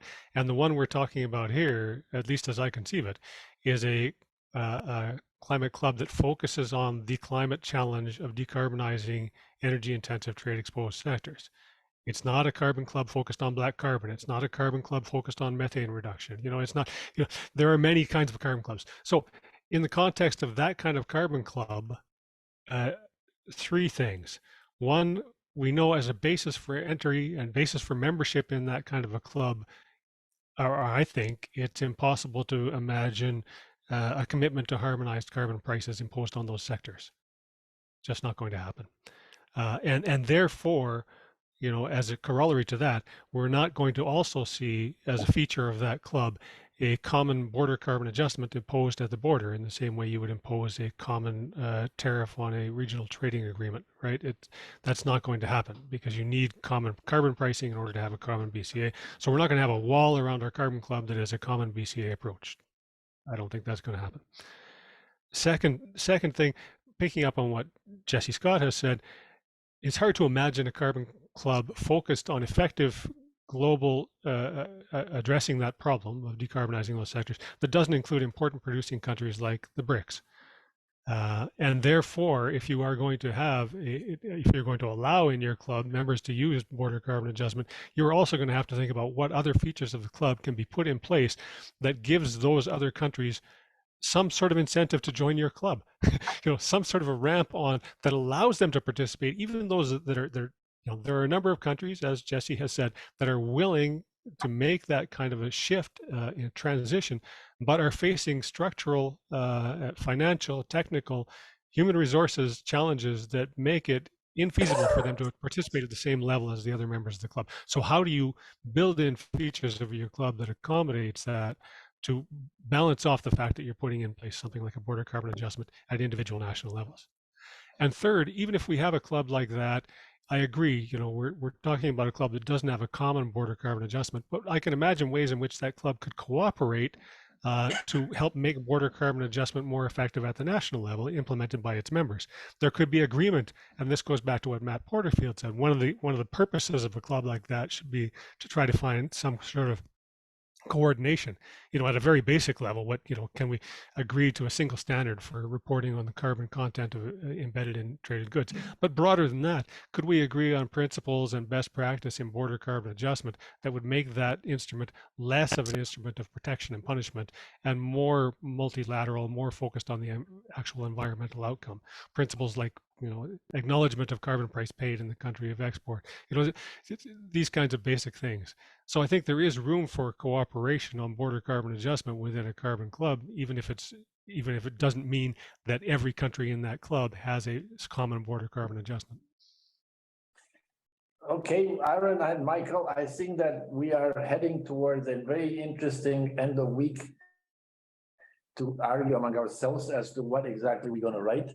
Because I think that that old John, and remember John Anderson, the guy that ran for U.S. president and had this "Where's the beef" with the commercial.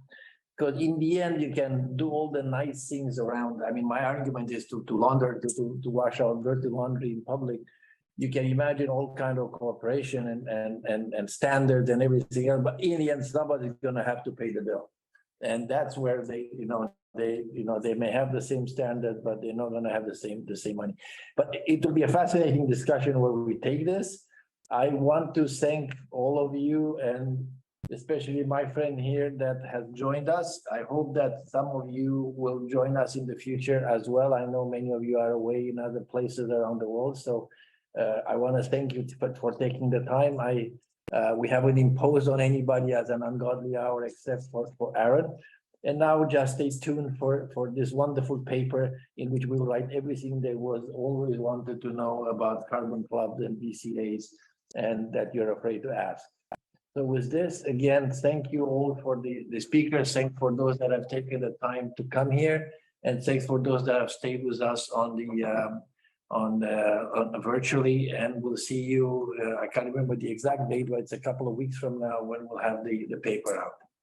And have a nice end of the week. My end of the week is going to end. My end of the day is going to end up with Barcelona and Bayern Munich, which is going to be a disaster.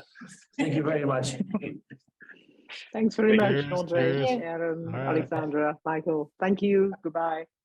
Thanks Bye-bye. all.